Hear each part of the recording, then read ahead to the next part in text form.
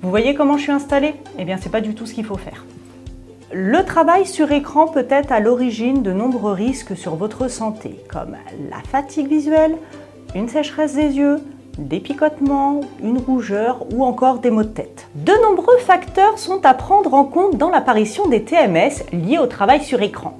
Les postures inconfortables, le travail en position statique maintenue, l'usure articulaire et enfin le stress. Mais comment prévenir ces risques? Le mieux, c'est de varier les postures et faire des pauses actives. Levez-vous régulièrement, marchez pendant vos appels téléphoniques par exemple. Détournez à l'occasion vos yeux de l'écran pour regarder au loin.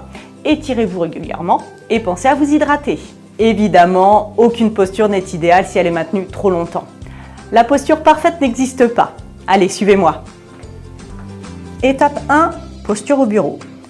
Tout d'abord, votre bureau doit être perpendiculaire aux fenêtres pour éviter les reflets. Placez vos bras à 90 degrés de votre bureau pour ne pas solliciter vos épaules.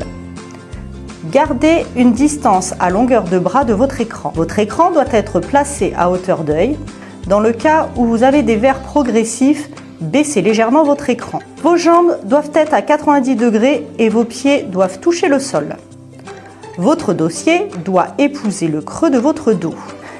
Étape numéro 2, les doubles écrans. Cas numéro 1, si les deux écrans sont utilisés tout au long de la journée avec un temps de travail identique, ils doivent être positionnés face à l'utilisateur. La pointure des écrans doit se trouver face à l'utilisateur et former un léger angle droit. Cas numéro 2. S'il s'agit d'un écran principal et d'un secondaire, l'écran principal doit être positionné face à l'utilisateur et le deuxième à côté en angle. Étape numéro 3. Le télétravail.